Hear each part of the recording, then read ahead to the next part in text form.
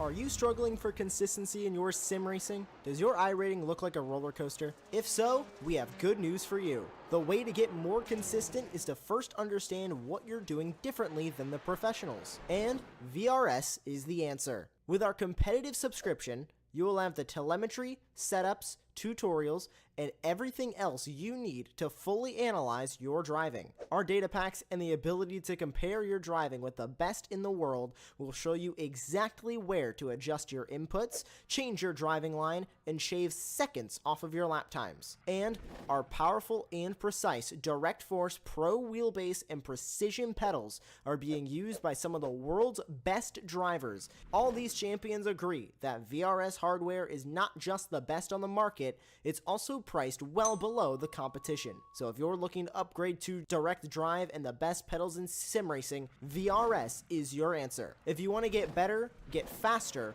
and make it happen sooner rather than later, you owe it to yourself to find out why so many people are switching to VRS. You'll be so glad that you did. Visit www.virtualracingschool.com and learn why the best use VRS.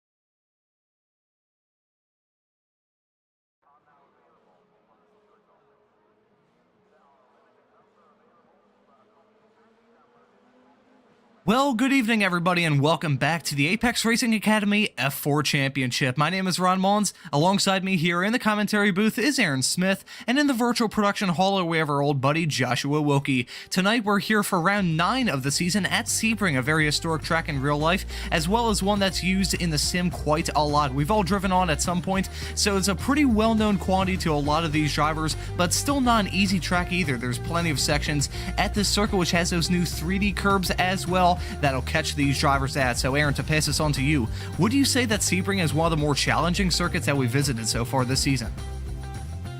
Most definitely. We talked about this last week. It's probably one of the most challenging circuits to actually race on throughout this entire calendar, especially as we've just had the Sebring 12 about a week ago. Some drivers will have a lot of practice in that regard, but I mean, even still, it's super difficult to overtake around here. Not that many chances, and in these sort of downforcey cars, we've discussed this many times this season, these cars don't have too much downforce at all, but the dirty area is still there. But I think we should get a different type of racing today, but of course we've still only got the 2 race format like we did last week, so a little bit of a change, but still, as the rest of the season has been, should be some fun.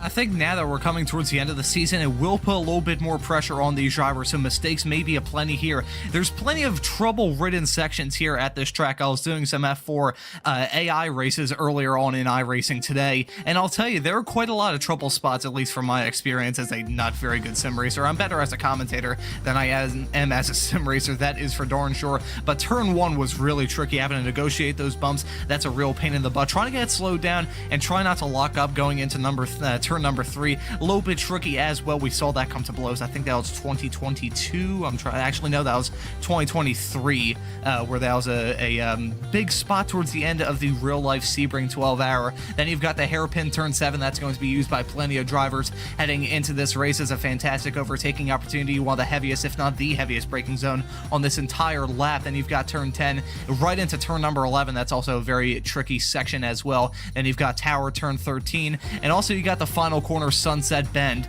It's the same deal as turn number 1, but it's more of a hairpin, and you're pretty much threading the eye of the needle, except the needle is attached to a Saturn V rocket, traveling at escape velocity,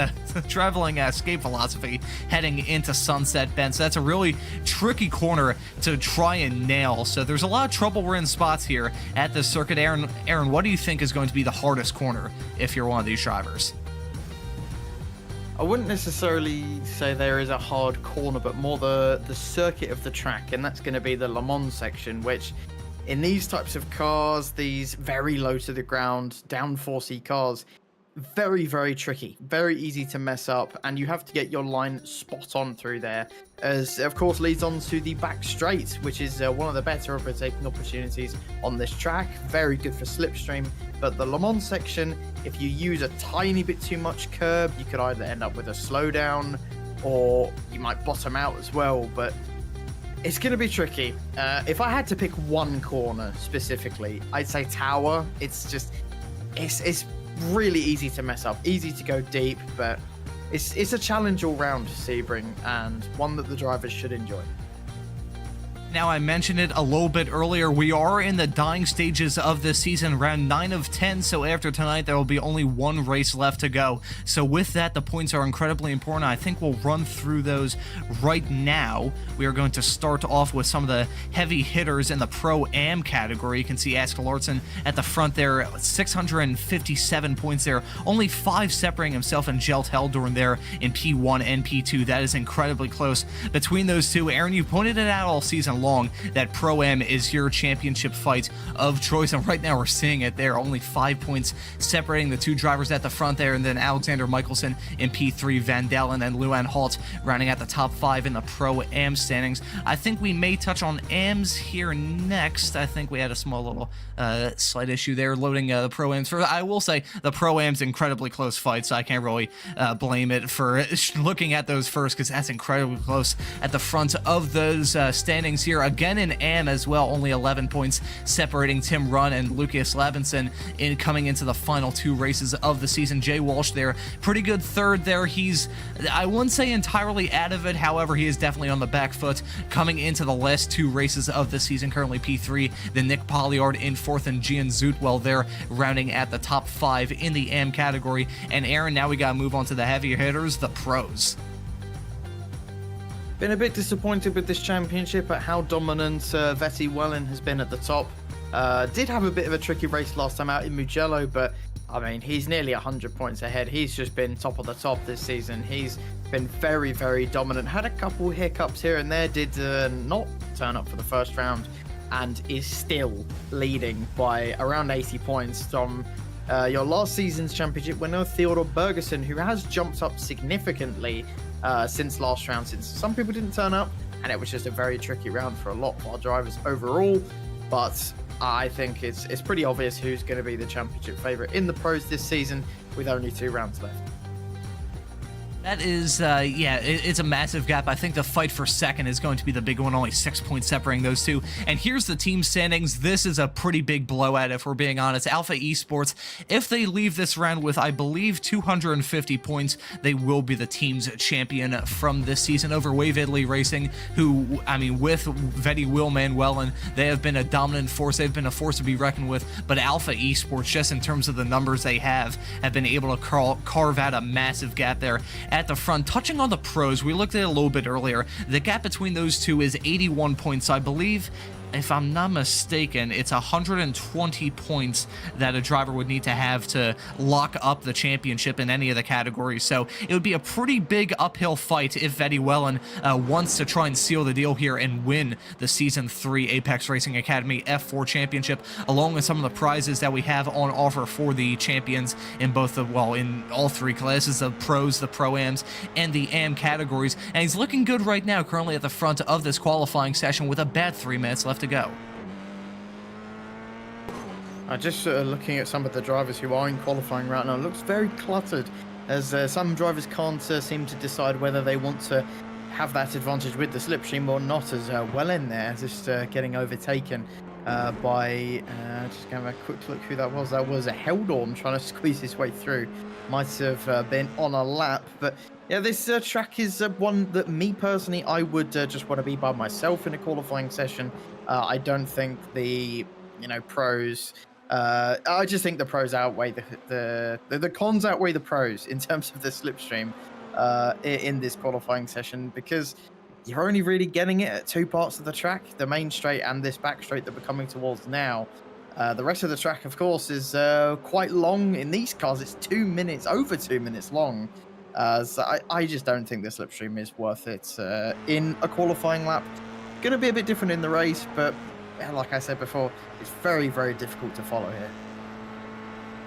I'm kind of agreed. I agree with you, Aaron, there, because in my experience driving with the AI, which, let's face it, are about as predictable as a cat in a room full of rocking chairs. They are not very good when it comes to wheel-to-wheel racing. So in this qualifying session, obviously have your real-life competitors that can make real-life mistakes. Just having that distraction at a track like this, I don't really see the point of having that. So I think I agree with you there, Aaron. Just running all by your lonesome, having the clean track in front of you, and being able to spot out all the braking markers, all the turn-in markers, and try not to get pressured into a mistake just staying in front of another car. That is a big section of this track as well. This track is very long too, so there's plenty of real estate for these drivers to fan out and give themselves a little bit of clean air before they try and push it and set their lap times, where in the dying stages of this session, the top three currently in the pits. So currently Jordan Johnson in fourth is the highest car still on track right now. Pretty decent gap there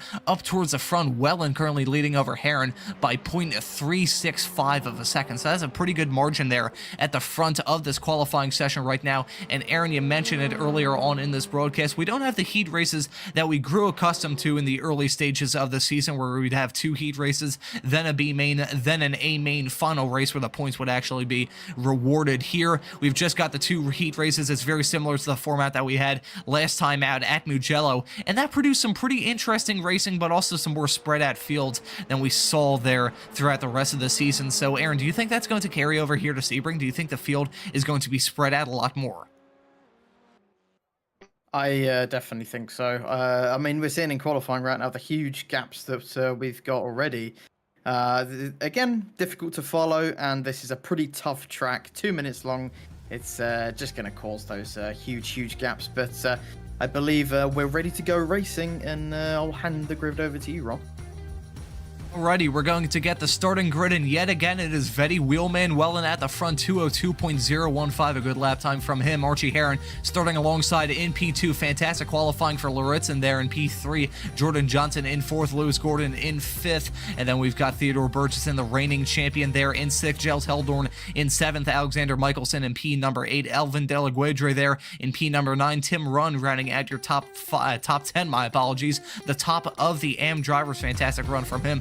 Lucas Lavinson there in P11, Jordy Spetskins there in P12, not a good qualifying performance there from the pro driver. That's Jay Walsh and Nick Polliard rounding out the field. Nick Polliard not setting a very quick lap time there, a little bit farther back than Jay Walsh starting alongside him. So 14 cars that we have here at the start of this first heat race, and I think we're in store for a pretty good one. Strategy is going to be the name of the game here. We don't have pit stops to contend with or anything like that, but it's a matter of when to push, when not to push.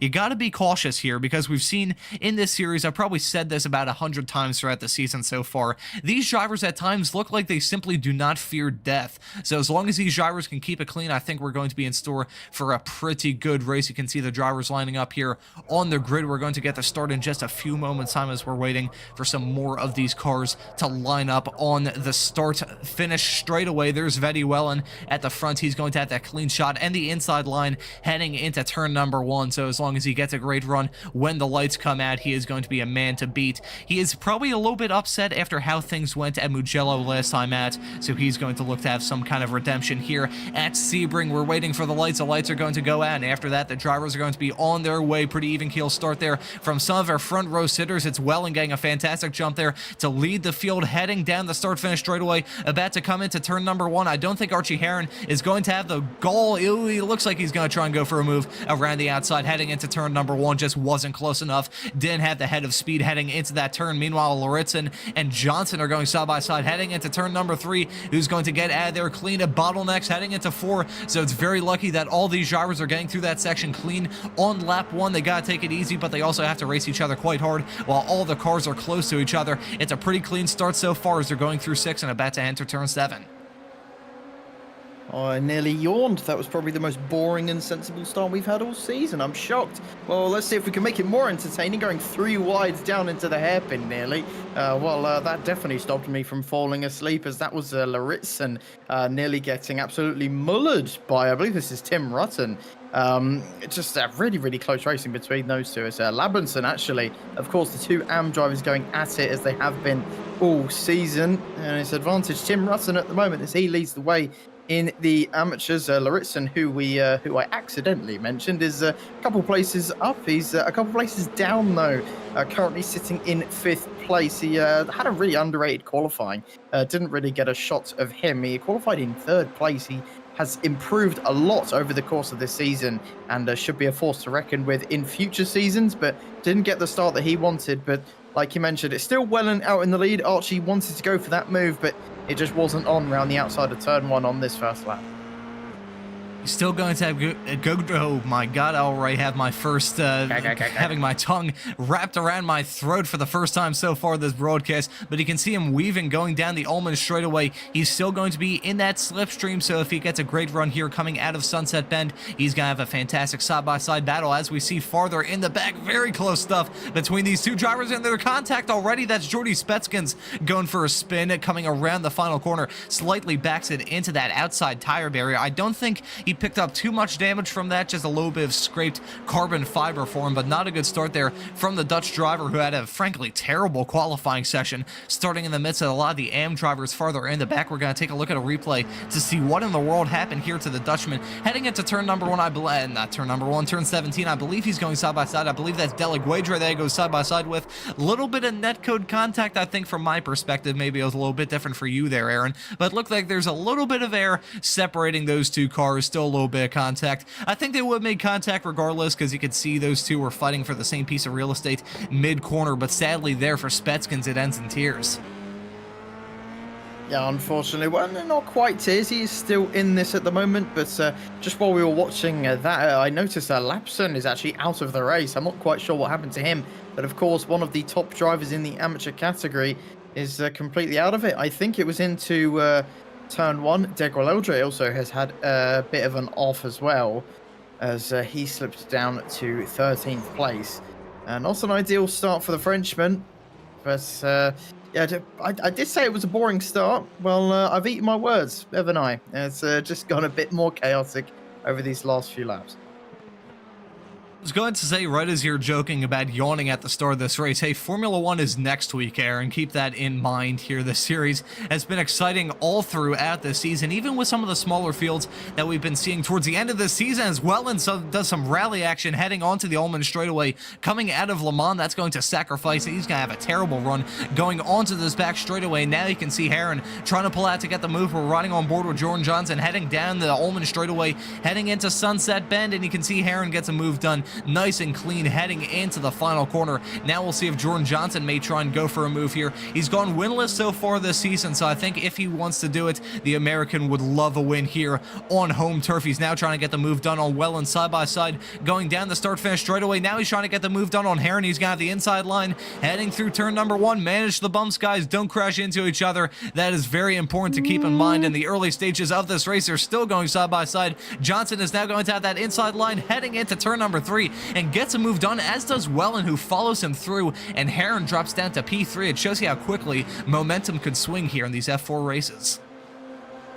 Yeah, that was superb racecraft from Jordan Johnson. Good, just from all 3 of them. It was fantastic racing. But I actually nearly called him Jimmy there by accident. What Jordan Johnson did into turn 1 there was sort of just force Wellen into the slipstream of Archie Heron and just kind of back him into the wall. Not aggressive, just kind of put his car there so Wellen couldn't really go anywhere, and was able to get the jump on both of them. Took a little bit about a corner or two more than Johnson probably would have wanted, but he's gotten the lead now. I'm not sure if he's got the pace to quite run away from these two, but nonetheless, being in first place is definitely the place where every single one of these 14 drivers want to be. And Archie Heron had a bit of a mare there, going from second to first and then back to third again. I think Heron is feeling the pain. We saw him heading through turn number 10. I saw him clip the inside curb there. And with these 3D curbs that they have on Sebring introduced for this season that has just started a few weeks ago, I'm surprised that we're seeing these drivers use the curbs as much as they are. I was expecting them not to touch them with a 10-foot pole. However, we're seeing all these drivers use the curbs sparingly, so to speak. If you hit that outside curb coming through turn 15, it's basically like you're hitting a landmine. I've hit that many times across many cars, and it is not fun, especially in these F4s. Jordan Johnson trying to defend for his life there. Wellen was looking to go for a move. Heading into the final corner just wasn't close enough. We'll see who has the best run going onto that start-finish straightaway. Heron has the most slipstream. Wellen has a run, though. I think he's closing on Jordan Johnson. Heading into turn number 1, he's going to pull out, go for the move down the inside, and he gets the move done unless Johnson can go for a switchback here and try and get the move done. Heading into 3, they're going to be side by side as Heron does some rally action on the outside of turn number 1, and Johnson follows it through to hold on to the lead after losing it for the matter of about 4.5 seconds there. Wellen moves back to P2 and Johnson back to P1. And once again, Johnson really showing some good racecraft there, where he just sort of forced Wellen up the inside into turn 1, kind of pinched him there, and he took the widest line humanly possible into that first corner, got the switchback, got up the inside, and put himself back into the lead of the race. And if he can keep on doing that, well, we might have a new winner this season, because I think I'm right in saying I don't think he's ever really been in the fight for the lead so far this season. Been a bit disappointing for him, but if he's going to have a little bit of a comeback in these last 2 rounds, well, I'm here for it. He's giving us a good show right now. It's also allowing Lewis Gordon back into this fight. He's now within a second of Johnson as well. We might have a 4-way fight for the lead. Meanwhile, Michelson and this is Heldorn going wheel to wheel for second place in the Pro-Ams right now. Lauritson's just about a second and a half up the road, fighting with Bergerson, who's again not really showing the pace that we would have expected from the Swede. He's had a bit of a disappointing season as well. You know, the man who won the last championship has just not really shown the light that he did last season. Hopefully he can pick it up eventually if he can just pick it up a bit, as everyone running wide coming out of turn 16. As you said, everyone was doing some rallying. But here goes Wellen once again, fighting for the lead of the race. And Johnson doesn't really fight that one too hard. He's going to try and come back on the main straight. This is kind of what it's going to be like for most of this race. But we mentioned this a few times this season. The longer a fight goes on, the more likely it's going to end in tears. And is this going to be the case this time around? I hope not. I'm rather enjoying this. I don't know about everyone at home. And Johnson's going to try the move again that he did last lap. Once again, showing that he has impeccable racecraft compared to the drivers around him. He's up the inside, going into turn. Oh, a bit of contact there. Very aggressive from Wellen. Maybe he's feeling a bit of pressure for the first time this season and just about holds on to the lead. But that was a bit on the edge of the rulebook from the Finn. Oh, my untimely Mongolian throat singing as they went through the turns 3, 4, and 5 section shows you how close they were. That is not a section where you usually see drivers battle as hard as they were there last time by. Wellen and Johnson fighting for their life. Lewis Gordon is now involved in that fight. So, Aaron, right as you mentioned it, Lewis Gordon is now involved in this fight. We may see some more stuff here. Heading into turn number 10, Wellen trying to get the move done down the inside of Johnson. Heading into turn number 10, now he's going to be stuck on the outside line, heading through Collier Bend of turn number 11, sliding through that corner. That's always tricky, applying the power there, and you can see now Wellen, it looked like he was going to try and go side by side heading into Tower Bend. I don't think so. That is not a section that you see any drivers go side by side on. That corner is difficult enough single file, let alone side by side. So Wellen applying a little bit of restraint there. But I think what I'm seeing out of Wellen right now is a Wellen that we haven't really seen throughout this season. He's right now, I mean, he's leading the championship by a metaphorical country mile, about 81 points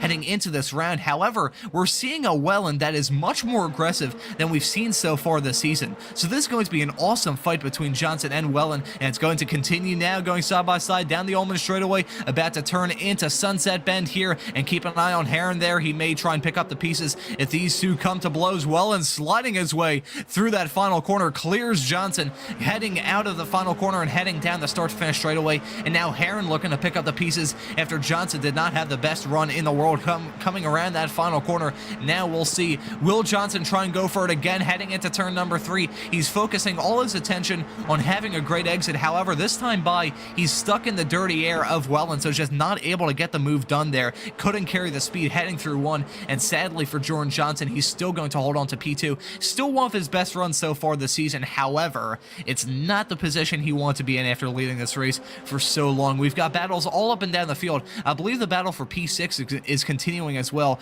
in the podium positions for the Pro-Am category.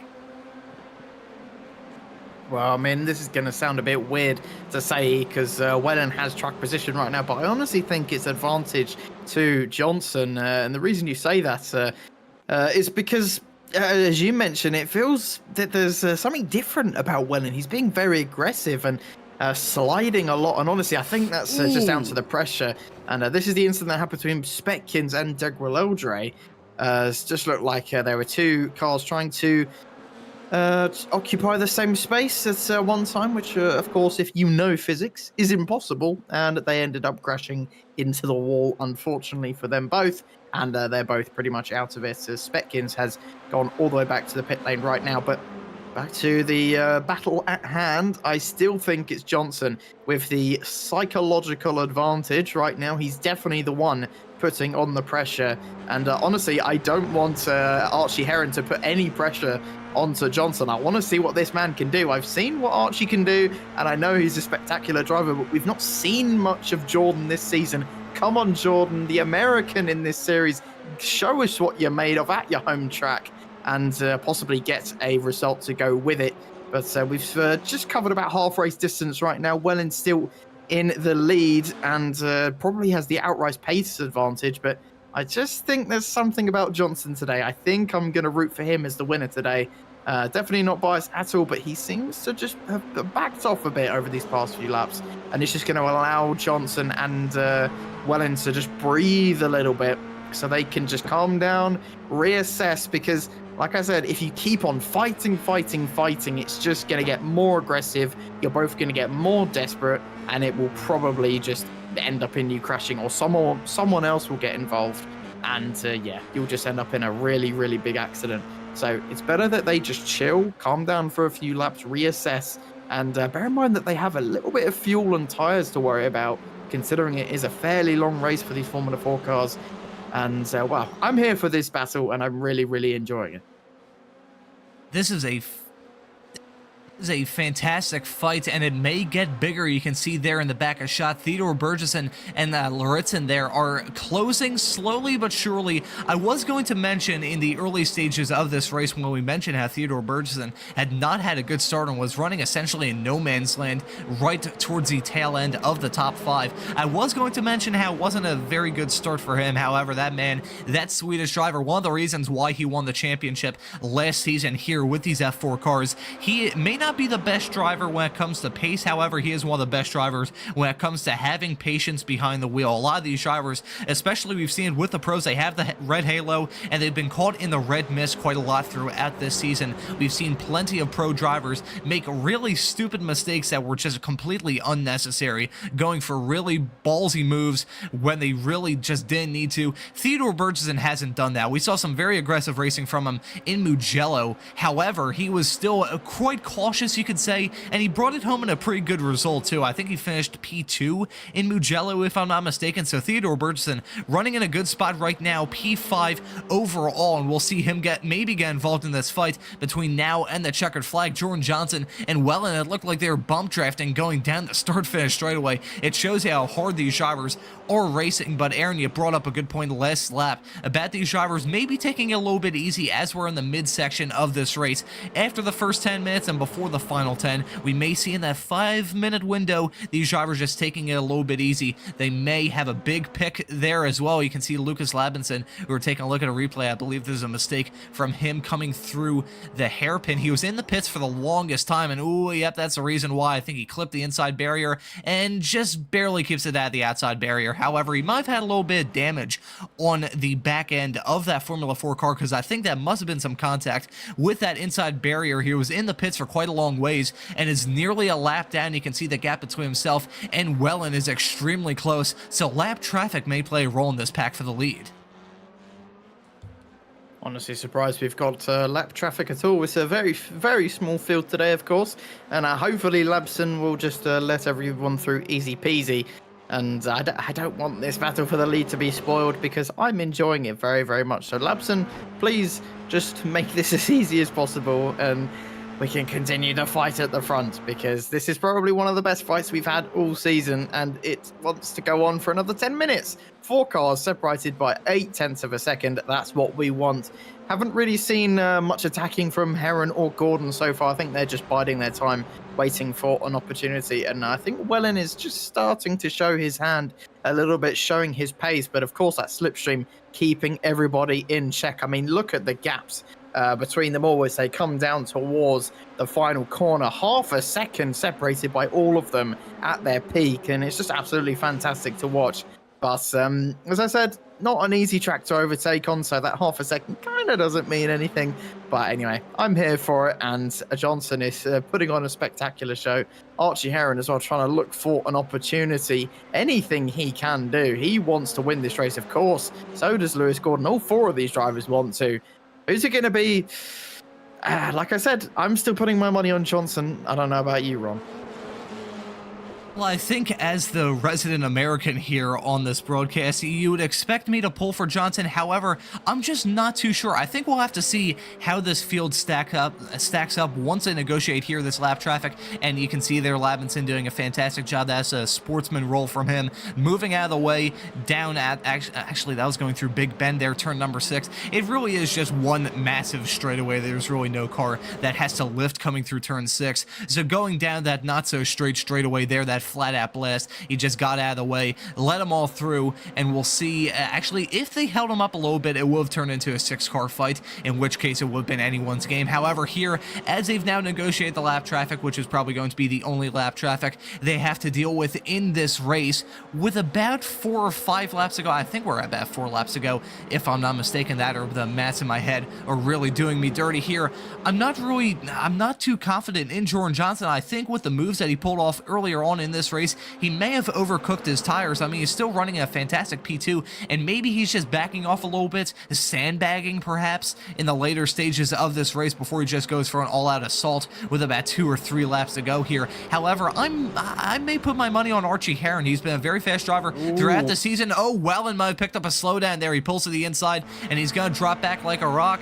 Listening closely here, I think he's back to full song. However, was that a poor exit from him? Maybe he got a little bit sideways, or did he pick up a slowdown there? Either way, it's put Jordan Johnson back in the lead of this race, and this is going to create a very hectic race. That was Lewis Gordon. That had to have been about 35 degrees sideways coming through the final corner. Good Lord, that was a very close moment for Lewis Gordon, currently running a P4, and he is very lucky that he didn't just slam his car into the barrier. Honestly, like I genuinely thought that was it for Lewis Gordon. But I did notice that Wellen took that corner very, very shallowly. And I was looking at, and yeah, it was just a really, really bad exit. We talked about the curbs through that Le Mans section, and it does just catch you out, especially in these lower downforce cars.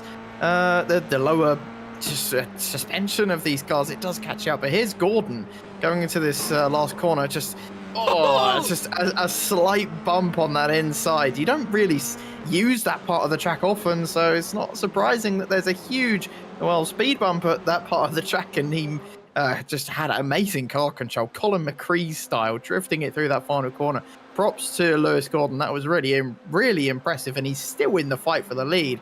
As we just jump back a few seconds, here's the fight for 5th, still going on between Lauritsen and Bergson, as there's Labson just a lap down, letting them through. a couple corners ago. Like I said, I don't know what's been going on with Bergson this season. His pace just has not been there at all, and seems to be really, really struggling as he, drifts his way out of turn 13. But I mean, you were just talking about the fact that you don't think it's going to be Johnson's day. Well, and then he went and took the lead because of a mistake from Wellen. I still think this could be Jordan. I keep nearly calling him Jimmy Johnson. I need to stop. I've said it too many times this season. Jordan Johnson. I think it will be his day. I just think Wellen's feeling the pressure a bit too much, and maybe it will go a bit differently in that 30-minute race, but right now, he does retake the lead. For now, Archie Heron as well, trying to look for any opportunity he can to get back into this fight, as he's been a bit redundant so far. And, wow, that's a very aggressive inside line defense from Wellen. Doesn't look like Johnson's pulling out just yet. Is he going to dive at the last minute up the inside? No, he's not. He's just going to sit back for now again and bide his time. I only think the reason he took the lead on the previous lap was because, well, he didn't want to slow down and wait for Wellen at all, which perfectly makes sense. But I still think the psychological mental advantage is towards Johnson, and unless Wellen can put his foot down a bit, stop making these mistakes, I think it's going to go the Americans' way. I could try and cheer him up by singing Born in the USA by Bruce Springsteen on this broadcast. However, I don't want to deafen everybody, so I'm going to refrain from doing that. Instead, I'm going to touch on this battle here between Bergson and Lauritsen. Lauritsen's had a pretty good race here, and you can see Labitzen is still involved even though he's a lap down. You can see Lauritsen trying to get the move done on the reigning champion heading into the fast series of corners of Fangio, turn 8 and 9 here. They're still going side by side, going to continue to go side by side heading into turn number 10. We haven't touched on this fight, and right as I was saying not very long ago that Bergson was going to close up on that fight, those two are, again, pretty much in no man's land, and we may see the likes of Michelson get involved in that fight. They're only about 0.7 of a second behind these two. So right as I was going to say that Bergson and Lauritsen may be out of the fight, I think it's not over yet. It's going to turn to a 3-car fight. As you can see now, Labitzen has gone out of the way of Michelson, so that's going to be a 3-car fight that we may have to follow between now and the checkered flag. I have to say, Bergson, of course, we still have one more race after this, a longer one at 30 minutes. However, if Bergson finishes this race in P5 or worse, even lower, that is going to be a massive blow for the driver currently P2 in the championship. Yeah, I mean, in the pros, it's not really about the championship anymore. It's just about who gets just the biggest opportunity at the end of this season, the momentum going into the next season of Formula 4, if we do indeed get one. But this is not going to be white flag. We're just about going to avoid it by about 20 seconds. Oh. And, Wellen getting very close to the wall there. I don't know if that was just netcode on our screens, but he is playing with fire right now and getting super, super close to the wall. I think he's just distracted by Johnson in his mirror. I think he's just so fixated on that American in his mirror. He's just taking up all of the space and really putting him under pressure. We've not seen this at all from the Finn all season long. He's feeling it now as he blips in and out of existence as we head down towards the hairpin. Again, a good opportunity for overtaking as Lewis Gordon tries to look up the inside on Archie Heron, but on this lap anyway, does not manage to get past his fellow countryman. And meanwhile, this battle for fifth is still going on, pretty much been going on all race, but they're 7 seconds off the lead pack. It just goes to show the pace difference between them. Look, don't get me wrong, I think Bergson's just lacking a bit. Maybe it's the track, I'm not sure, but just does not match up to the people in front of him and is really struggling to hold on to this 5th place. But he's doing it at the moment as we're on the penultimate lap, but he's got 2 feisty Pro-Ams to race against, and of course they're still battling it out with the championship and want to get as many points as they can. I mean, that gap between Bergson and Gordon has shot up massively. Not very long ago, it was teetering around 2.5 to 3 seconds, separating Bergson and the lead pack. Now it's, as you said, Aaron, about 7, so that is a very disastrous turn of events for Bergson. At this point, he just needs to stay alive, as you can see some rally action in the back of shot there as they went on to the Ullman straightaway. You can see some action here. Johnson trying to find any way in the book to get past the Finn. They're going to be taking the white flag this time by. It'll be only one lap to go, and you can see Johnson with a massive drift coming around the final corner. He is pushing that F4 car of his to the absolute limit. The American on home soil, he is going to try and find any way he can to grab the win, and if it means going around the outside of turn number 1, then so be it. But I think what he's trying to do here, he's trying to go for one of his classic moves heading into turn number 3. You can see Wellen blocking a little bit there heading into the corner. Now Johnson trying to stick it around the outside. Wellen outbreaks him, but you can see they're still really quite racy now. Wellen trying to defend for his life there. That was borderline, I think, heading into turn number 3. I think he'll get away with that. However, it was definitely borderline with that block. Wellen knew exactly where to put his car to try and block off Johnson, but Johnson has the willpower behind him. He's now going to try and go for a move around the outside, heading into the hairpin, goes extremely fast, heading into the corner, goes extremely deep and does some lawn mowing and goes on the old hairpin layout. Jordan Johnson may have to serve a slowdown, in which case he'll probably be out of this fight and done for. Now, I said earlier on in this race that Archie Heron may be the one to challenge for the lead here. He's now running in P2. As you can see, Lewis Gordon trying to get a move done there on Johnson, heading into turn number 10. I believe they went through there cleanly, if I'm not mistaken, still going side by side as they go through turn number 11. Now you can see Heron possibly trying to size up a move on Wellen as they went into Tower Bend here. Johnson drifting his way, coming through turn 13. He has absolutely cooked those tires. I mean, he couldn't do anything else. He is entirely out of the championship fight. He needs to go out there and he needs to go out and win. So I can't really blame him too much for going for an absolute balls-to-the-wall move heading into turn number 7. However, it just didn't work there. I knew as soon as he hit the brakes there that he was just carrying way too much speed, and sadly for him, his challenge for the lead ended in tears. He's still trying to hold on to that podium position, but right now, you can see the field snaking its way, going down the Altman straightaway. Will it be Wellen? Will it be Heron when they come back to take the checkered flag? Heron is closing a little bit. He's trying to look for the move. I think he's trying to size up a move down the inside, heading into the final corner, but I think Wellen may have had a bad exit here. It's going to be a drag race, I think, coming to the start-finish line. No, it won't. Wellen grabs a checkered flag to win this first heat race here for the Apex Racing Academy F4 Championship. I am nearly out of breath. That was an unbelievable series of events. Luritzen comes home in P5, and Burgess finishes in P6 as a disastrous series of events for the pro driver, the reigning champion of this series, and there's a little bit of front wing damage on that car as well. That was an absolutely dramatic finish there. Aaron, what do you think of that? I think it could have been better, to be honest. I was rooting for them. I was rooting for the man, and he went and bottled it into the hairpin. I'm annoyed. Come on. I was rooting for you, Johnson, the entire race, and I've been made to look like a fool. He gave it his best shot, and like you said, he had nothing to lose, but just a slight bit too deep into the hairpin, and not only went deep, just completely missed the corner. And once it got that slowdown, like you said, it was just kind of over with. And I don't think there was much Archie Heron could have done. I think Wellen just had the pace on him and came home to take the victory. Wellen is the Max Verstappen of this series. That's all I'm going to say. I think I called him Wheelman Wellen earlier on in this season for a very good reason. That was definitely not because I couldn't pronounce his first name when he first joined this series in round 2 many weeks ago.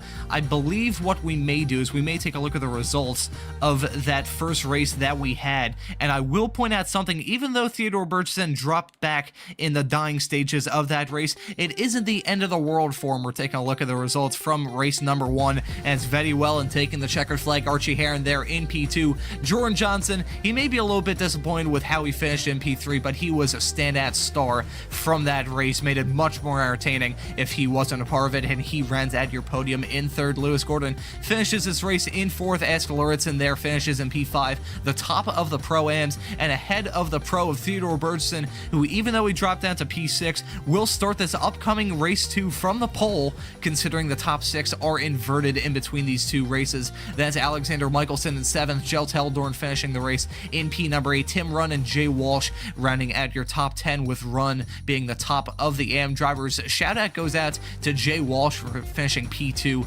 of the AM drivers. He's currently P3 in the AM standings entering this race, and he may not be entirely out of it. Poliar, Delaguedre, Labinson, and Spetskins rounding out your 14 car field. A lot of them ran into issues, mainly Delaguedre and Spetskins, who came to blows. I think that was twice in a row coming through turn number 17. 17. They came to blows during that first heat race. They'll hope to try and keep it clean for this race, and then Labatson there had that issue in the early stages of this race and was a little bit of a lapped car. It would have been nice to see him getting involved in that fight a little bit more. However, those are your results from race number 1. And Aaron, do you think the second race that we have coming up in just a few moments time is going to be more exciting or less exciting than the one we just had?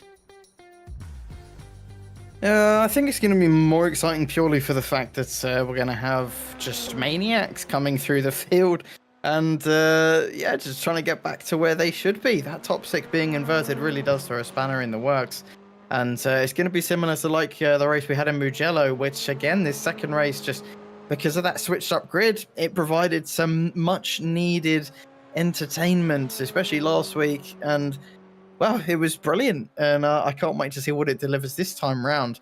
And well, it's just a random prediction who's going to win this race. We saw the top 4 all very close to each other. Are we going to see the same thing again?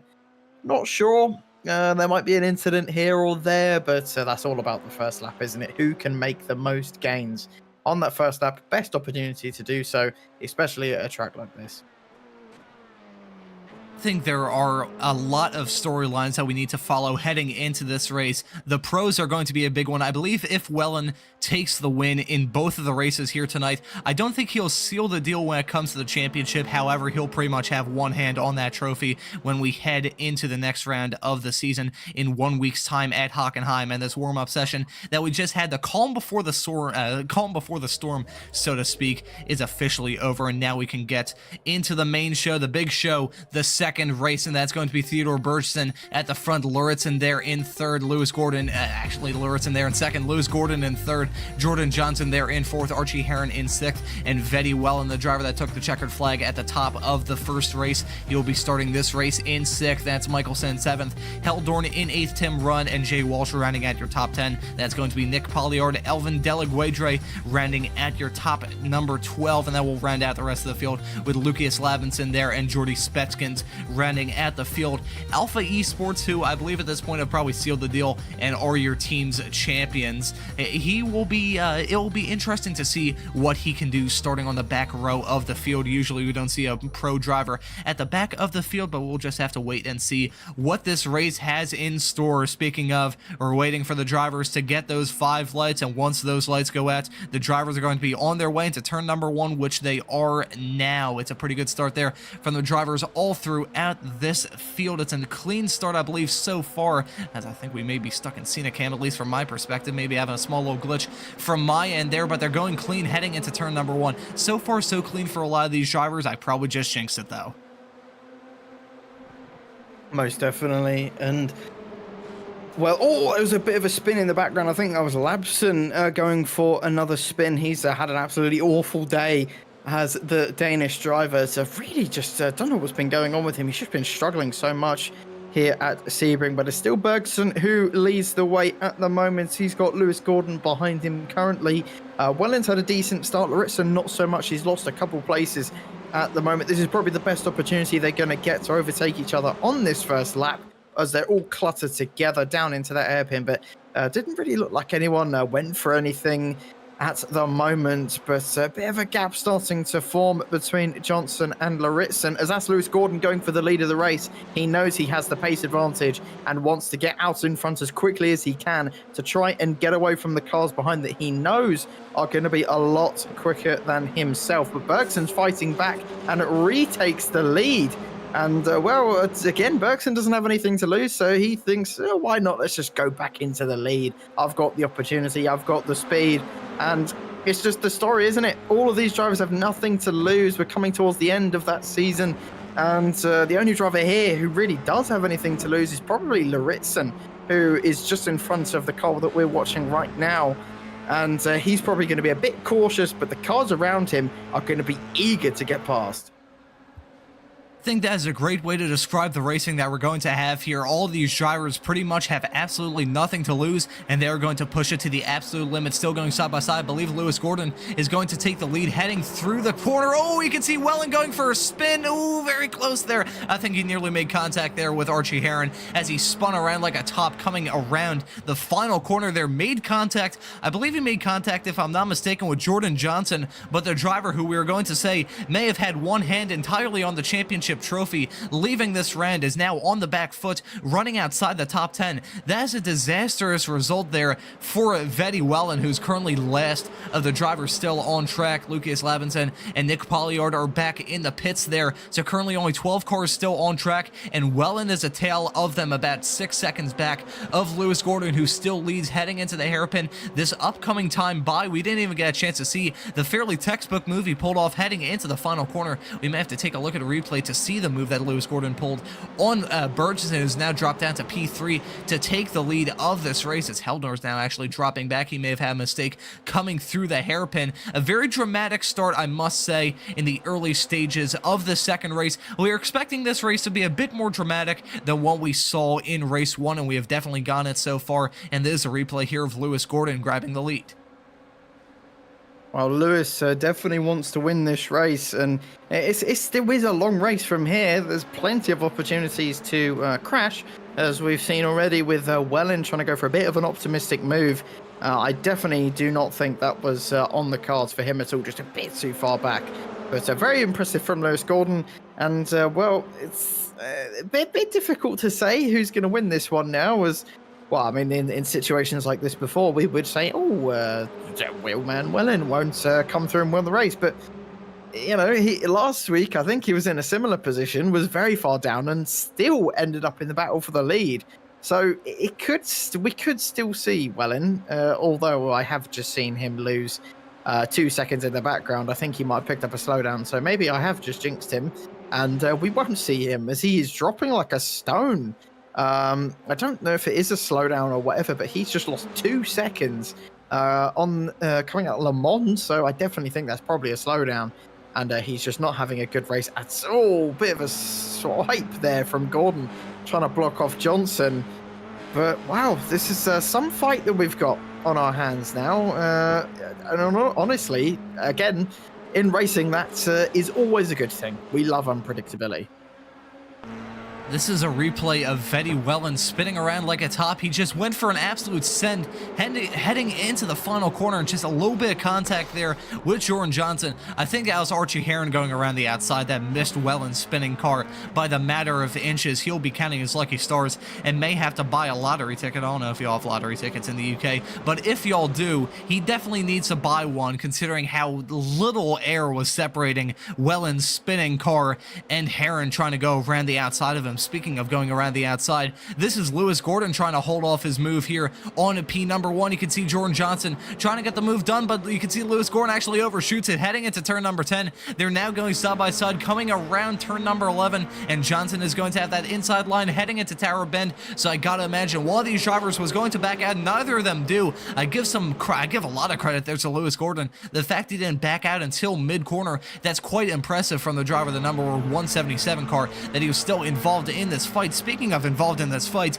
this is a Pro-Am driver, Esk Lauritsen here, the Danish driver trying to battle with his fellow Scandinavian, that's Theodore Bergesen, that he was going side by side with, heading through turn number 15. Wasn't able to get the move done to move into the overall podium. However, for the Pro-Am driver that has really staked his claim on that Pro-Am championship over the past few rounds, Lauritsen is driving like a dream. Yeah, I think he just caught up behind Bergson in that last race, and could not find a way past him at all. He did eventually, as he tries to actually, I think it was Heron actually going past him. He did lose a position there, but I do think Lauritsen has definitely improved and gotten quicker over the course of the season, but just still isn't quite there yet. But of course, is a lot to ask from a driver who at the start of the season was really struggling, but has just gotten better and better as the season has gone on.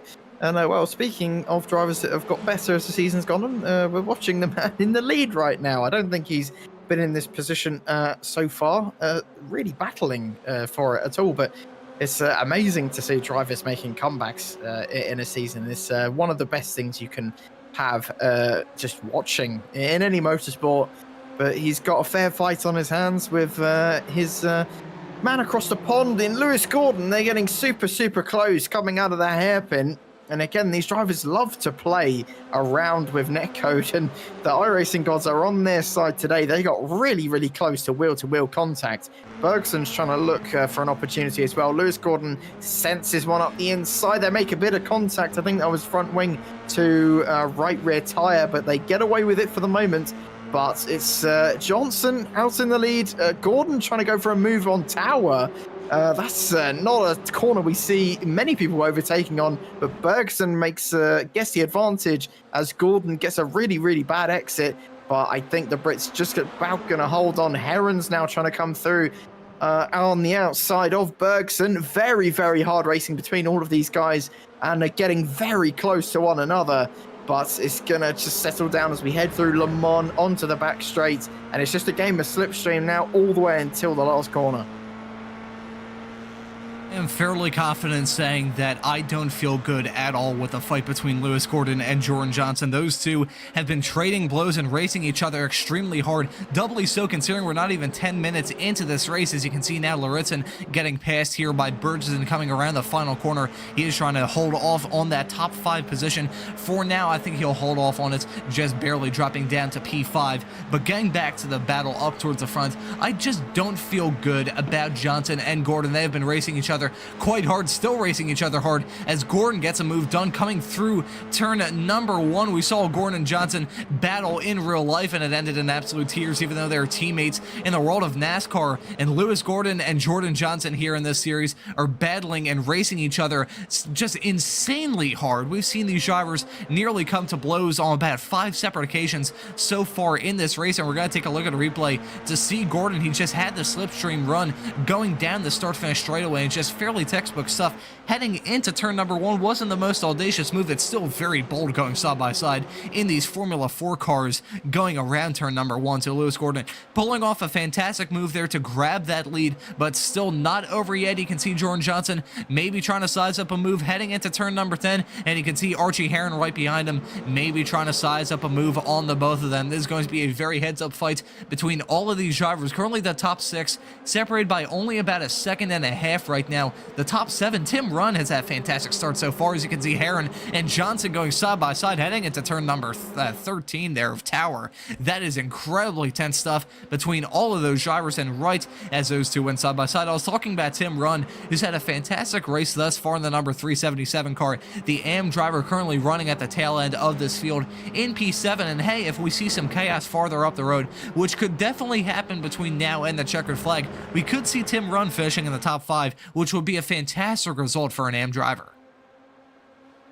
As a residential Brit, I completely forgot that, of course, Jeff Gordon and Jimmy Johnson would have raced against each other. Obviously, I don't watch NASCAR at all because it's boring. Controversial. I heard Ron's very big sigh of disapproval. Me laughing. For the longest time, I always said that NASCAR was stupid because all they do is drive around in circles. And then I met a few NASCAR drivers, and I kind of had to change my mind about that. But I can see why people won't like it. I must say, full transparency, folks, when Jimmy Johnson and Jeff Gordon were lockstep in their very intense rivalry in the late 2000s and early 2010s, I was teetering between about 3 years old and maybe 6. So I can't really speak too much on their intense rivalry. However, I have seen enough NASCAR documentaries to know they're lockstep in a massive fight all throughout Johnson's winning days. We may see a winning day here for Jordan Johnson, who's feeling quite racy all throughout tonight. As you've said, Aaron, all throughout this broadcast so far, he's a man on a mission. Are you confident still in Jordan Johnson grabbing the win here as he's going side by side with Gordon heading into turn number 10? We'll see. Will he be able to take the lead? Will he still hold on to P2? He has to back out of it there. But are you confident that Jordan Johnson is going to take the checkered flag here? Difficult to say. I think Lewis Gordon definitely wants to win this race. Oh my lord, they're getting so close to each other. No! An inevitable contact between those two, and Jimmy Johnson goes spinning round as our producer makes a echoing fart noise from his mouth. A kind of it describes the situation perfectly. And well, Jordan Johnson's pretty much down and out of it now. That front wing is massively damaged, halfway between his front wing and his nose. Just it's all gone. It's no hope from the American to come back. And I'd also just like to mention that I believe Wellen is down and out of it as well. He's had a big incident, and well, he's just had another one. He's completely out of it now, and he's towed back to the pits. Horrible race for Johnson and Wellen. But here is a replay of what happened. I just think, was it a bit of glue again? No, I just think it was Gordon just not thinking that Johnson was still there. Maybe he had a bit of contact from Heron. I'm not quite sure. But that was just very confusing, ended in tears for every single one of them. And I think this is going to be a good view of what actually happened. Let's see if there's any contact with Heron. And it doesn't look like it. It just looks like Gordon's car just kind of twitches over to the left. And Johnson is on the unfortunate end as Johnson actually ends up pulling over. Unfortunate there. But here's what happened to Wellen. His car's already very, very... Oh my... What? Sorry? What the hell? What in the hell happened there? That is bizarre. You can tell from the fact that I sound like a preteen boy looking at that. This is Wellen here, and as Aaron said, he already had damage. I feel bad for laughing, but I can't help it. Oh my god. That is a bizarre incident for your championship leader. Not a race to remember if you're Vetty Wellen. What the hell? I mean, I am at a loss for words, folks. I am paid to run my mouth, and I can run my mouth for quite a long time. However, that is what in the world, as we're seeing speaking of what in the world, Theodore Bergson going side by side and making contact there with Archie Heron coming through turn number 13. Big props there to Bergson for having the balls to go around the outside, heading into Tower Bend and pulling it off successfully. I was going to touch on the Johnson incident earlier on. However, we just saw probably the move of the season there from Theodore Bergson, who just pulled off a fantastic move around the outside of Heron.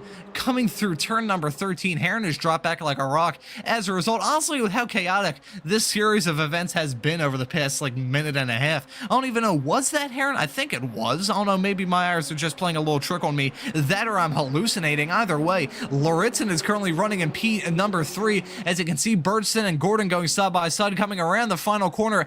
I mentioned not very long ago that the fight between Gordon and Johnson was going to end in tears. I called it, and they made contact coming through turn 13. We'll see if it's deja vu here for Lewis Gordon. Gets a move done successfully, heading into turn number 1. And wow, that was a fantastic move. Even though he didn't hold on to the lead for too long, it was only about 5 corners that Bergson held on the lead for after pulling off that fantastic move around the outside of Archie Heron. That was still a fantastic move there from the Swede.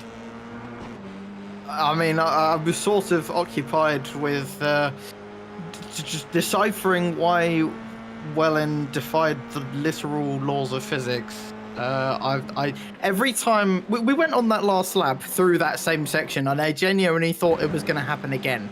Well, here's a look. Just one more time. Just tell me what's wrong with everything that just happened. I don't understand. I'm in shock. I don't think the 3D curbs here are fully working and smoothed out. iRacing should probably be notified, considering that that might actually just lose well in the championship if everything goes really, really badly next weekend. And bear in mind, Wellen doesn't really have the ability to use another drop round since he didn't turn up for the first round. And I was gonna. I know he was damaged already, considering.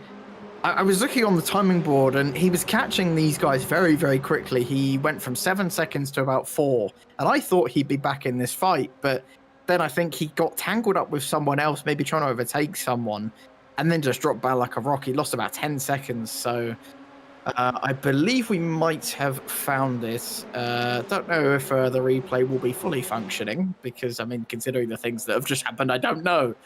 I don't know what's going to happen, but we're just going to hold out for a minute, see if anything happens into turn 1. Just going over halfway now as Gordon does go defensive. Doesn't look like there's going to be any moves so far. Maybe Laritsen can try sneak up the inside, or Heron, or someone. Laritsen might try and go for a move here up into second place. Tries to go down the inside, but nothing doing them so far. But this could be what have happened to Wellen. Let's see if the replay is going to work. Well, let's see what might have happened to Wellen here into turn 1. I'm not quite sure who that is following him behind. Oh, he's lost it. That's a very big slide. He's trying to desperately control it, and cuts off the track. And I believe that was Speckins, yeah. And he was so close to keeping that, but just couldn't quite keep the car on the track. And as a Finn, would have hoped he had a bit better car control, but just drifting it through turn 1, just overcorrecting it onto the bump, into Speckins and into the wall. Big damage to his car. And I don't know, I said it in this first race, it looked like Wellen, he obviously has the pace, don't get me wrong, of course, he got pole in qualifying, but he just looked a bit on edge. And the entirety of last race, I thought there was going to be a big accident between him, maybe just from a mistake or between someone else, but he managed to, of course, come home and take a victory. But a very different story in this 30-minute race, and unfortunately is a lap down in 12th. I wonder how that's going to shape up in the championship. There is an 80-point gap for him at the top, but maybe with the drop scores, something could happen. You just never know. And hopefully we might be able to get a good fight all the way until the end in this championship. But that's wishful thinking. But as a motorsport fan, you always want to see people going wheel to wheel until the last lap of the race. Looks like Lewis Gordon, though, is struggling a little bit, holding on to the lead of this race. Doesn't look like he quite has the pace that he would have wanted to. Is the Swede going to try go for a move? He's just holding out once again. And I have the feeling over the next few laps, it's just going to be a bit of a cool down before those 5 minutes to go, where it will all kick off again. And I would like to sincerely thank you for giving me a moment or 2 or 10 to really just collect myself after that Wellen incident. I mean, Wellen had probably the most dramatic race I've seen from any driver throughout this entire season. First, he spins, getting involved in a massive fight up towards a lead, and then he had a moment again coming through turn number 1. I think what happened there as he spun, trying to rejoin the track and trying to save it, heading through 1 after he went off there, I think he was just like seeing his chances at winning this race or doing well in this race deteriorate, so he just decided to keep his foot on the floor and decide to pin it going through the off-track area of turn number 1, and it just ended in tears there. And then he gets like half abducted by a UFO heading through Bishop, turn number 14. I don't even know how to describe that. That was, I think, in my over a year of broadcasting here with Apex Racing TV, that is without a doubt the hardest I have ever laughed. Probably the hardest I've laughed in quite some time. So very well, and if you're watching this broadcast back, I apologize for pretty much crying on your, well, laughing on your grave essentially for this race, because I mean look, I feel bad for the guy because he's put together a fantastic season, and if that damages his chances at winning this championship, that would be absolute heartbreak there for the Finn. But just seeing that car essentially somersault, it looked like it was just it looked like a Hot Wheel picked up by a 4-year-old, like my 4-year-old nephew playing with some Hot Wheels that I gave him, and he just picks it up and flings it into the air, and it hits a window and breaks my brother's window at his house. That's basically what I just saw there, so you can tell from my voice cracking there, and I'm absolutely dumbfounded as to how this race has gone so far, and we already have about 10 minutes left to go. I'm trying to do the math in my head. 9 minutes and 15 left to go here in this race, so there's still a lot that can happen between now and the checkered flag, which is coming in about 5 laps time. Laritsen, the Pro-Am driver, is running in that last podium position. Heron is still running in P4. Tim Runn is running in 6th, which is a fantastic run there for the AM driver. A top 5 could be on the cards for the Dutch driver, in which case that would be a fantastic run for him. And we still have an interesting fight between Lewis Gordon and Burgess. Burgess, I think at this stage in the championship, with how big of a lead Wellen had entering this race, I think Burgesson just needs to absolutely go for it. Aaron, what do you think these final 5 laps are going to bring? Well, hopefully just amounts of chaos as we've seen over the course of this race. It's just been just wow from start to finish. I mean, I'm in just as much disbelief as you. I didn't really laugh at Wellen. I just kind of just I don't know, just I just was in shock. Very two different reactions from both of us, but we both were just like, what the beep. I've never seen anything like that in my entire life on iRacing. I think I've had iRacing for about 4 years, and I've never seen anything like that, really. I've seen a few glitches here and there, but that's just... I just... Yeah, I don't know. That's probably getting clipped. Someone should probably tell iRacing that, hey, Sebring kind of broken, fix it, because Wellen just got sent into orbit. So I think you mentioned earlier something about one of the rockets that went to the moon. Well, Wellen just tried to be one of them, so just many coincidences and just aliens today. But let's move on from broken iRacing and get back to not so broken iRacing, as Bergson still at this current moment just being a bit cautious. I don't really blame the guy at all, considering the things that he's seen and done so far in this race, and just taking his time and probably just trying to pick up as many points as he can. But of course, we'll want to go for the lead of this race. But still got about 7 minutes left, and I'd be worried about Laritzen, the man who probably has the least to lose here. But at the same time, the most. He is fighting for a championship, but as a Pro-Am, you want to win, don't you? And, well, he's going to prove my point right now as he goes up the inside of the Swede. These two were battling it out constantly in that first race. Bergson goes onto the grass. I'd be very surprised if he didn't get some kind of cut warning for that, as he was all four wheels onto the grass there, and does eventually give up the place to Laritzen. But the Pro-Am driver is now in second place. That is very, very incredible by the Dane. Could he fight for this win? I think we mentioned it last week that it was possible, but just didn't really work out for him in the end. I think he did get a second last week, which was still incredible.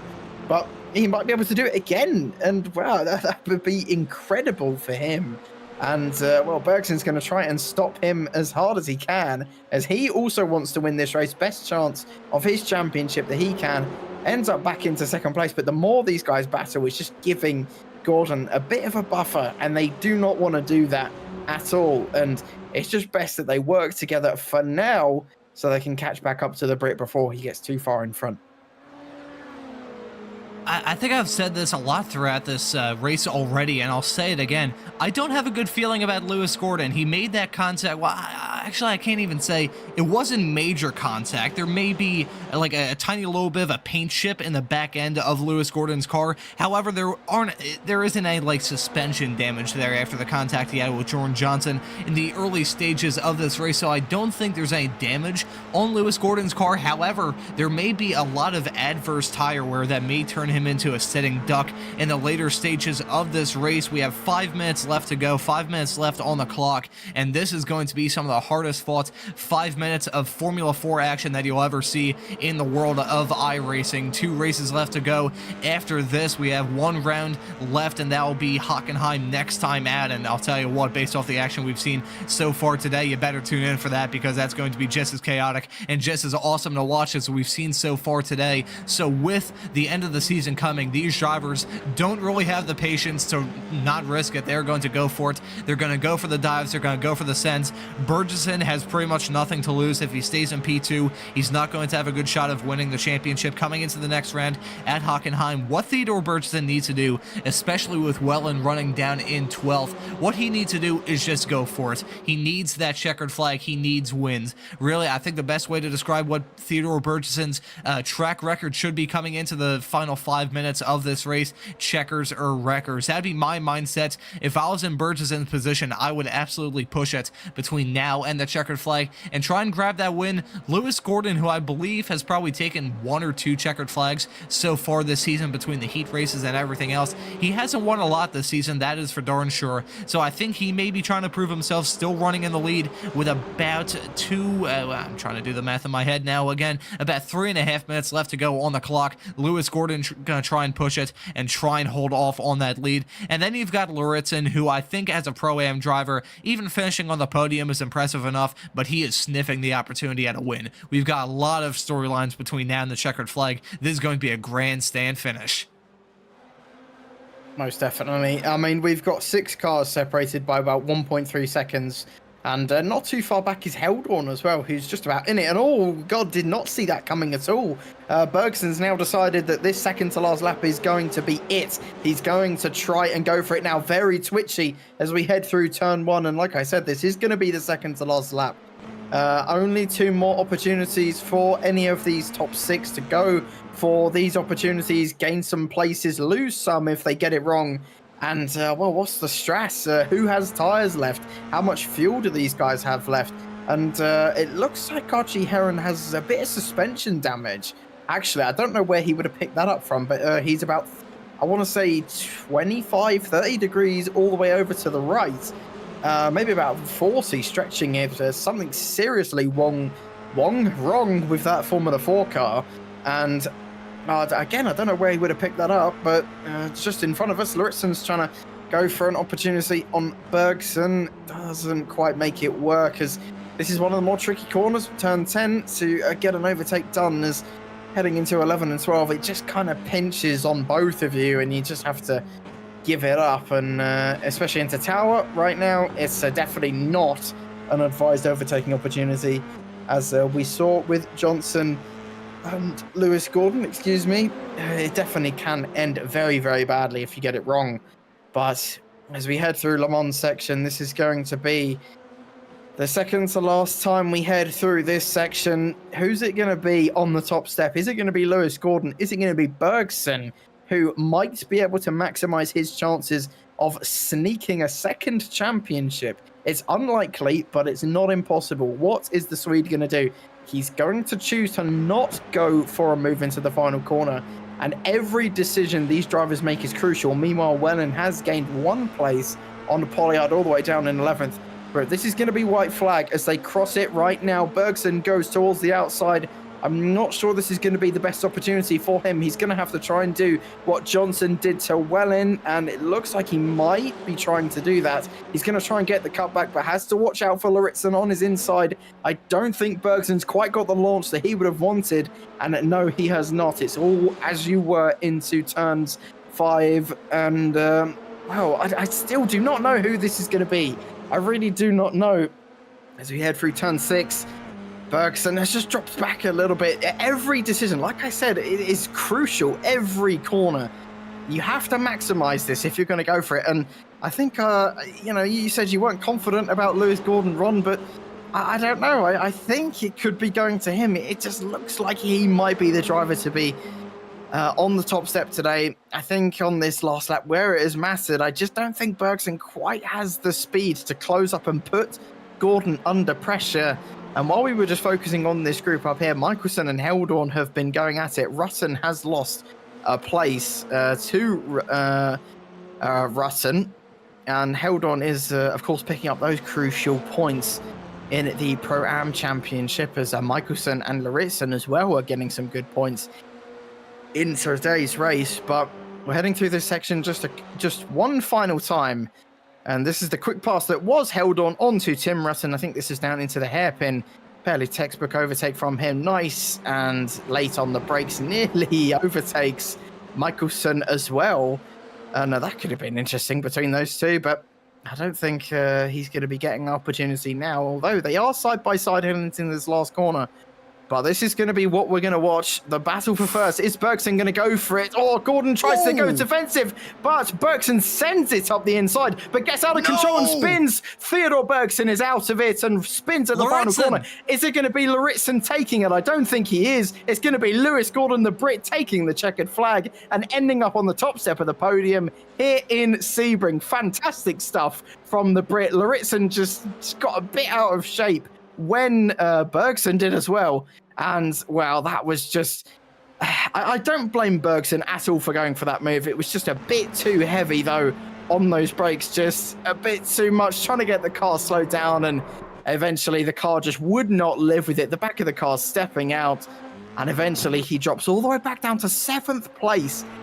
And that could be crucial in this championship. It was super close between him and Lewis Gordon, and fair play for him to try to avoid Lewis, but just a bit too much, bit too heavy on those brakes, and ends up spinning out on that final corner. But he gave it all, and that's the kind of racing we want to see. Bit of an aggressive defense, I'd say, from Lewis, but like literally just about gave him enough room.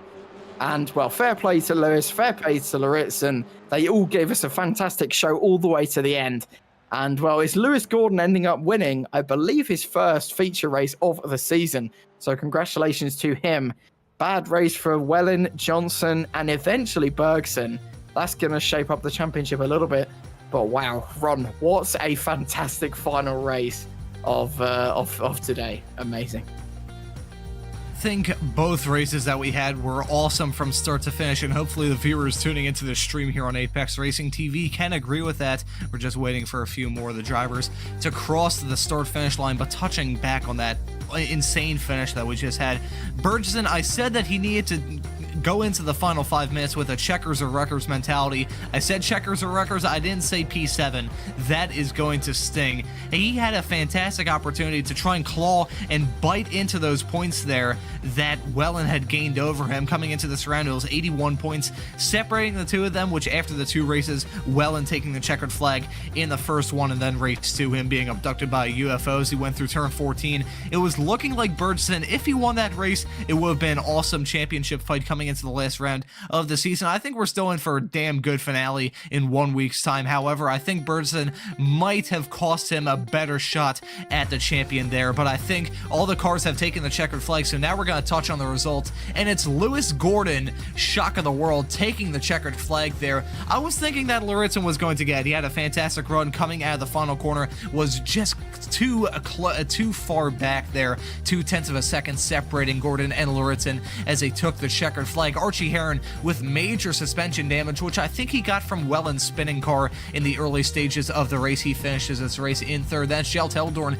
a fantastic P4 there for the Pro-Am driver. He finishes 2nd in that category. That's Alexander Michelson finishing this race in 5th. Tim Runn taking the checkered flag, the top of the Am drivers. He finishes this race in P6. Theodore Bergson, the reigning champion, the Swede. You have to feel absolute commiserations to the guy finishing this race in P7 when he went for the absolute stand. You gotta give him credit where credit's due, but just such a shame there for the driver that takes the checkered flag in P7 in this race. Elvin Delaguedre probably had the most quiet show of them all. He finishes essentially in no man's land in P number 8. Still a good result there for the Pro-Am driver. Jay Walsh and Lucas Lappinson running at your top 10. Then it's Wellen, who still finished on the lead lap after that somersault maneuver he did going through turn 14. That is unbelievable that he still finished this race on the lead lap, albeit outside the top 10. Nick Polliard, one of the last drivers to actually take the checkered flag. Then it's going to be Jordy Spetskins and Jordan Johnson there, the 2 Jords there, finishing this race at the tail end of the field, involved in incidents throughout this race. And Aaron, oh my god, I mean, from Vetty Wellen's alien abduction, alien encounter as he went through turn 14, somersaulting after that, touching that glitch curve, which we're going to take a look at a replay. I'm closing my eyes now because I don't want to look at it and laugh. As you can see, we're giggling a little bit here, but still, that was a very we'll call it interesting meeting here, the second to last meeting here for season 3 of the Apex Racing Academy F4 Championship. But man, Aaron, what are your thoughts on the dramatic race that we just had? I mean, it kind of had a bit of everything, didn't it? Just really, really good wheel-to-wheel racing, some controversy here and there, and that. Yeah, that's getting clipped on social media. If it doesn't, that's just I'm still speechless, to be honest. I don't know how that happens. I don't know what goes wrong in the iRacing code for that to happen. I don't know. I'm not a programmer, but something is very clearly wrong. I don't know, but we're going to move on from that and get into the interviews. I think that would be a fantastic idea. And Ron, I guess you'd probably want to be the man to give this first interview. I guess I will. You're making me seem like a bit of a control freak, but anyways, I think we'll have a chat here with, I think we'll have to bring in the winner from this race, Lewis Gordon. Thank you for joining us here in the commentary booth. A dramatic meeting here at Sebring. So what are your thoughts on the races that we just had? Yeah, it was certainly an interesting one. I mean, the last race I mean, the first race was really close. The whole top 5 were running within, what, like a second and a half. Second race was a bit more calm with the pack spread out a bit more, but no, I'm happy with how I did, so no complaints. I think it may have been, I mean, you said race 2 was calm from your perspective. I don't know if us in the commentary booth let us on a little bit there, but it definitely didn't look calm at that race. It was, I think, at most 7 cars separated by about 2 seconds. So how was it being at the front of that train throughout a vast majority of that second race? I mean, from my perspective, it was pretty calm. I saw Bergerson was, he wasn't slow behind me, so I was just trying to manage the gap. Make sure that we, didn't get overtook by him, because if he overtook me, then P3 and 4 were also in. So, no, I think I managed it pretty well. I was just trying to keep clean and consistent laps. When you're in front, you don't really look in the mirrors as much. You just look ahead, and the last lap, there was a bit of a drama, but other than that, yeah, pretty calm on my side. Worked out well for you, man, and we only have one more race meeting here, Hockenheim, in 1 week's time. How do you fancy your chances heading there? If I repeat what I did this week, I think that's the goal. Maybe a bit better in race 1. But I think taking a win at Hockenheim would definitely be the name of the game, especially in the final race meeting of the season. Lewis Gordon, thank you for joining us here in the commentary booth. Is there anyone that you'd like to give a thanks to or shout out? Myself for the prep I did this week, but no, not really. Fair enough. Well done. You only want to thank me, myself, and I. So, Lewis Gordon, thank you for joining us here in the commentary booth. Congratulations on taking the checkered flag there in race number 2, and we hope to see you next time out at Hockenheim Ring. Yeah, thanks a lot. That was Lewis Gordon, who took the checkered flag in a very dramatic second race there. And Aaron, who do you like to have a chat with? Well, I'd like to have a chat with the man who sort of just witnessed everything, both in both races.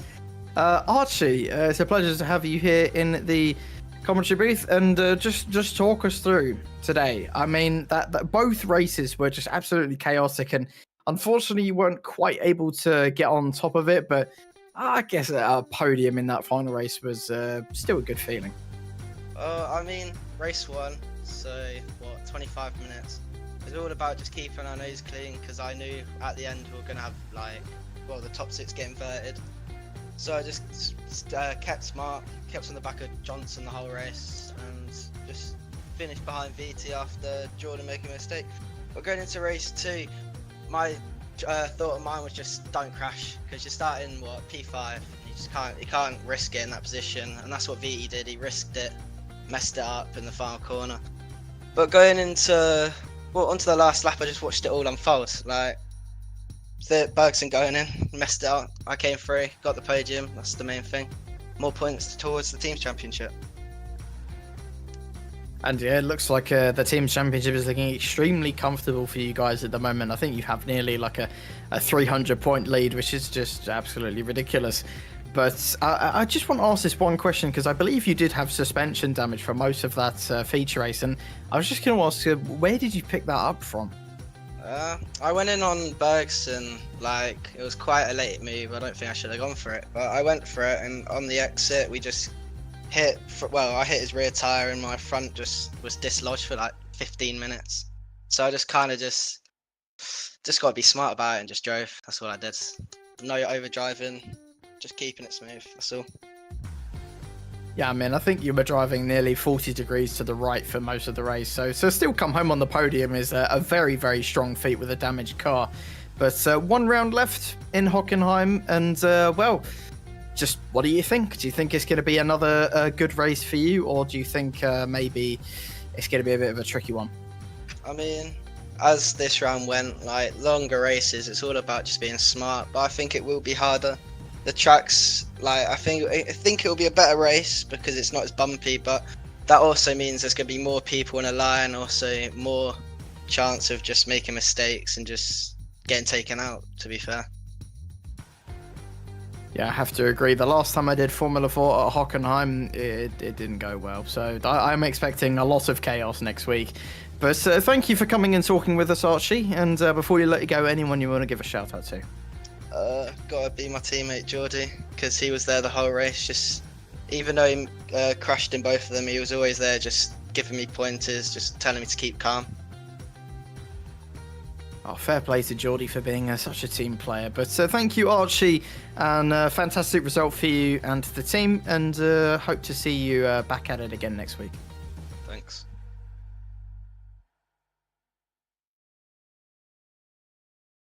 That was Archie Heron, who had a very dramatic one. It was nice to hear how he picked up that suspension damage. And now I think before we wrap things up, I'm going to bring in Tim Runn, the other winner of the AM category, in that second race to have a quick little chat before we wrap things up. Tim Runn, thank you for joining us here in the commentary booth. How was it out there, my friend?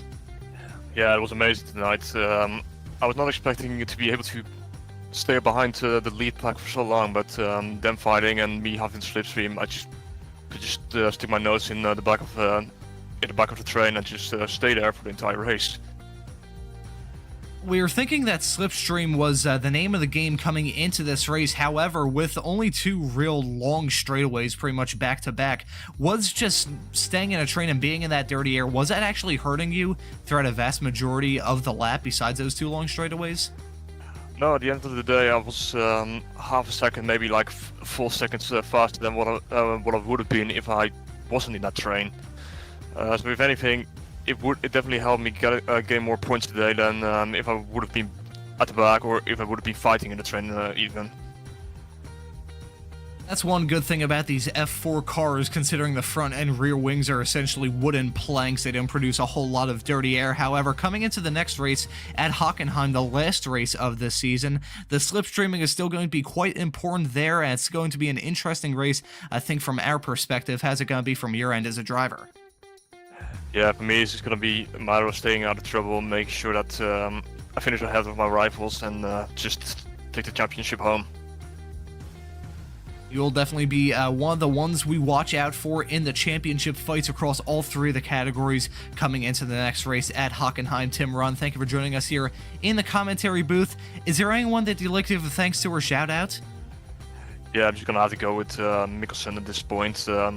He was the one I was behind the entirety of the race. He didn't really pull any defensive moves. He knew I was not going to do anything crazy, so it's helped both the race in that regard.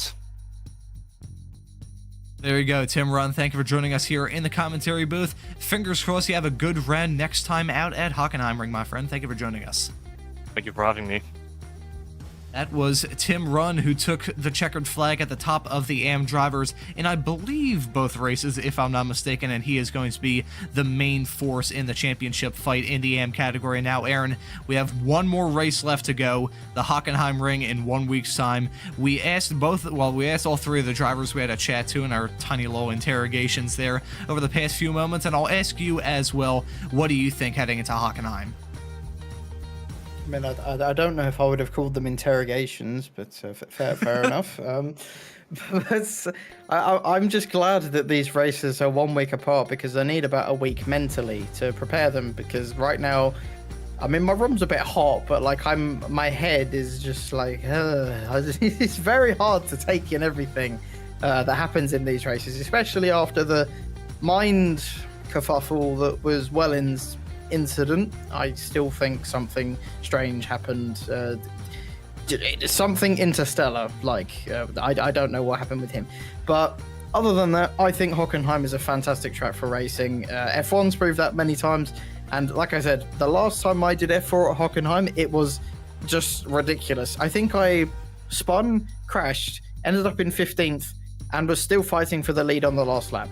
It's just mad. Hockenheim is a fantastic track and really should be represented more in the world of motorsport. But hey, that's just my opinion, and I'm looking forward to it. I feel like I have a very good idea as what you're mentioning there at the end, Aaron. I think F1 should definitely return here to Hockenheim. It's an absolute shame that they aren't. However, if they aren't going to take it, the F4 certainly will, and we are in store for a very dramatic race in 1 week's time. So if you want to stay up to date of everything going on here on Apex Racing TV between then and now, remember, hit the subscribe button, hit the notification bell. If you've used YouTube for about 5 minutes, you know roughly what to do to stay up to date of everything going on here on Apex Racing TV. the Hockenheim in 1 week's time. It is going to be one heck of a race, and I hope you can all join us for that to round this season off.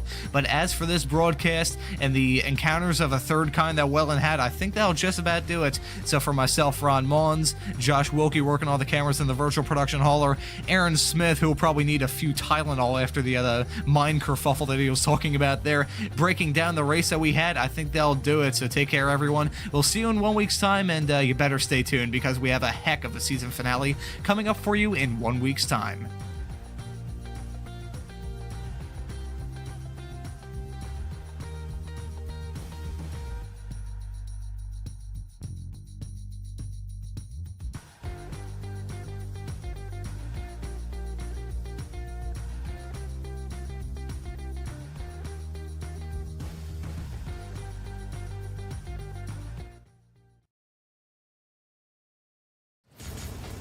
Are you struggling for consistency in your sim racing? Does your iRating look like a roller coaster? If so, we have good news for you. The way to get more consistent is to first understand what you're doing differently than the professionals. And VRS is the answer. With our competitive subscription, you will have the telemetry, setups, tutorials, and everything else you need to fully analyze your driving. Our data packs and the ability to compare your driving with the best in the world will show you exactly where to adjust your inputs, change your driving line, and shave seconds off of your lap times. And our powerful and precise Direct Force Pro wheelbase and precision pedals are being used by some of the world's best drivers. All these champions agree that VRS hardware is not just the best on the market, it's also priced well below the competition. So if you're looking to upgrade to direct drive and the best pedals in sim racing, VRS is your answer. If you want to get better, get faster, and make it happen sooner rather than later, you owe it to yourself to find out why so many people are switching to VRS. You'll be so glad that you did. Visit www.virtualracingschool.com and learn why the best use VRS.